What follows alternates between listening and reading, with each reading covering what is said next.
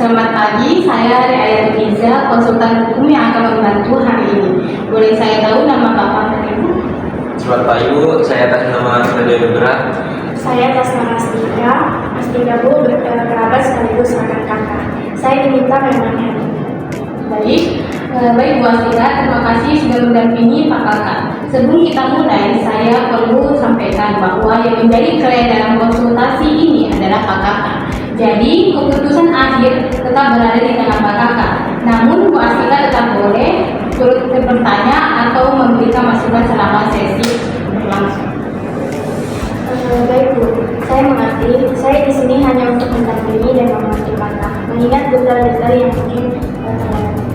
Ya Bu, karena yang menyangkut perusahaan dari saya meminta pasti ikut mendengarkan langsung. Baik, dan juga perlu saya sampaikan bahwa apapun yang Bapak ceritakan di sini akan saya juga rahasiakan. Dan tujuan konsultasi ini adalah mencari langkah hukum yang tepat untuk permasalahan Bapak. Baik, kalau begitu mari kita mulai. Pak Kakak, silakan ceritakan apa yang ingin dikonsultasikan hari ini.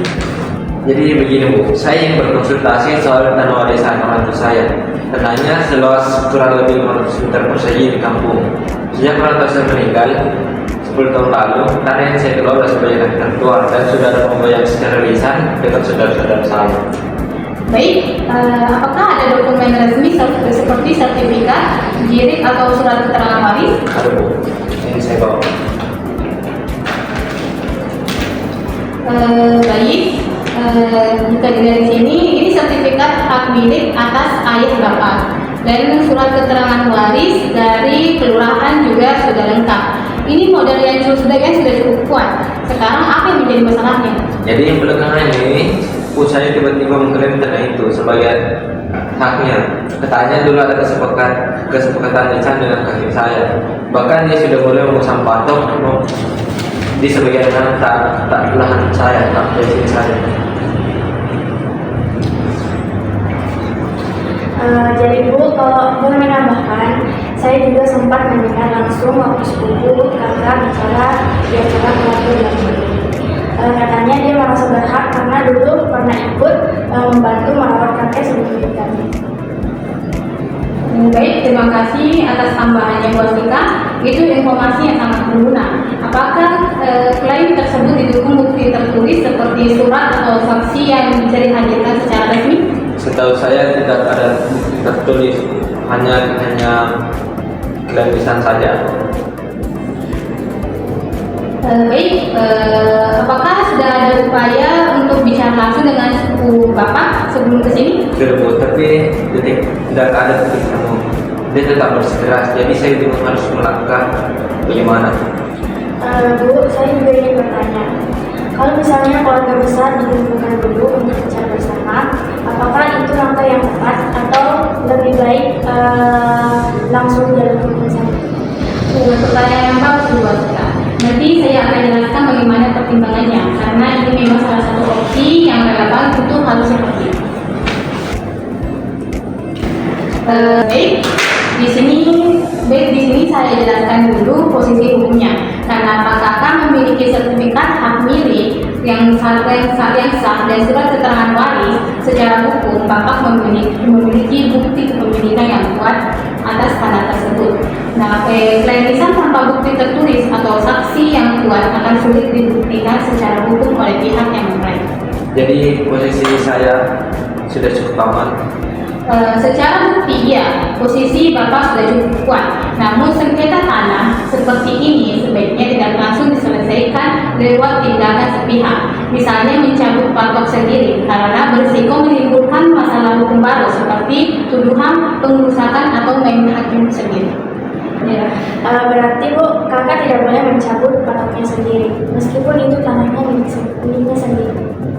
Betul Bu Astika, sebaiknya dihindari karena tindakan sepihak justru bisa dimanfaatkan pihak lain untuk membalikan keadaan secara hukum.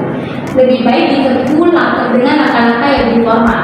Yang pertama itu kita bisa melalui somasi atau surat teguran tertulis. Langkah awal untuk meminta sepupu Pak Kakak menghentikan tindakan pemasangan patok dan menjelaskan dasar klaim secara tertulis. Yang kedua bisa melalui mediasi kekeluargaan.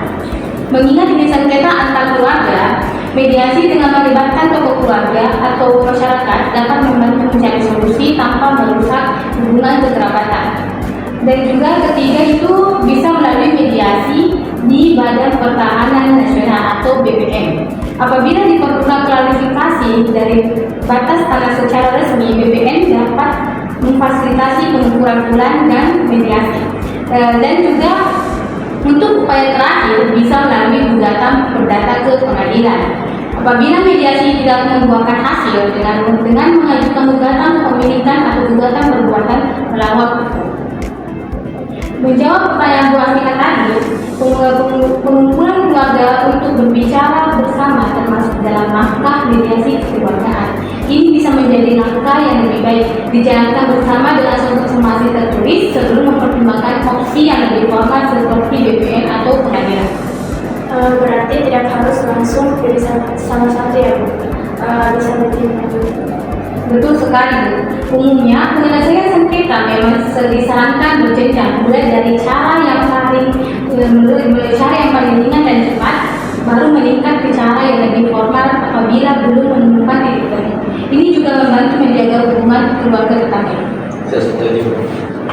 Saya memang tidak ingin sampai masalah ini berlarut dengan keluarga sendiri. Baik, kalau begitu langkah pertama yang saya sarankan adalah mengirimkan somasi tertulis kepada 10 bapak yang isinya meminta penghentian pemasukan patok dan permintaan penjelasan dasar klaim secara tertulis dalam waktu tertentu, misalnya 15 hari. Bersamaan dengan itu, bapak dan ibu Astika bisa memulai menjajaki pertemuan keluarga sebagai jalur mediasi kekeluargaan. Baik, saya ringkas rencana langkahnya. Pertama, saya akan membantu susun surat somasi tertulis kepada seluruh bapak dan ibu Astika dapat menjajaki pertemuan keluarga besar sebagai forum mediasi kekeluargaan. Sebaiknya dalam waktu dekat sebelum batas waktu somasi berakhir.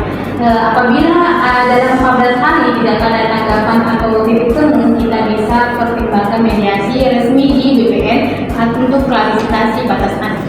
Betul. Saya bertimbang dalam yang disarankan oleh Ibu. Bu, kalau saya ingin membantu menyiapkan pertemuan keluarganya, apakah ada saran supaya pertemuan itu berjalan secara Saran saya, pertemuan sebaiknya dihadiri oleh pihak yang dituangkan dalam keluarga sebagai penengah netral, dilakukan di tempat netral, dan sebaiknya hasil pembicaraan dicatat meskipun sederhana, supaya ada dokumentasi jika diperlukan di kemudian. Baik Bu, saya akan membantu koordinasikan dengan Om dan Tante saya. Baik, itu akan sangat membantu. Pak Kakak, apakah ada hal lain yang ingin ditanyakan sejauh ini? Sejauh ini sudah cukup jelas Bu. Terima kasih. Oke, baik, kalau begitu simpan baik-baik dokumentasi dan segera hubungi saya kembali apabila ada perkembangan dari pihak Bapak maupun hasil pertemuan keluarga. Ini catatan ringkas langkah-langkahnya. Silakan dibawa pulang sebagai pegangan. Terima kasih Bu.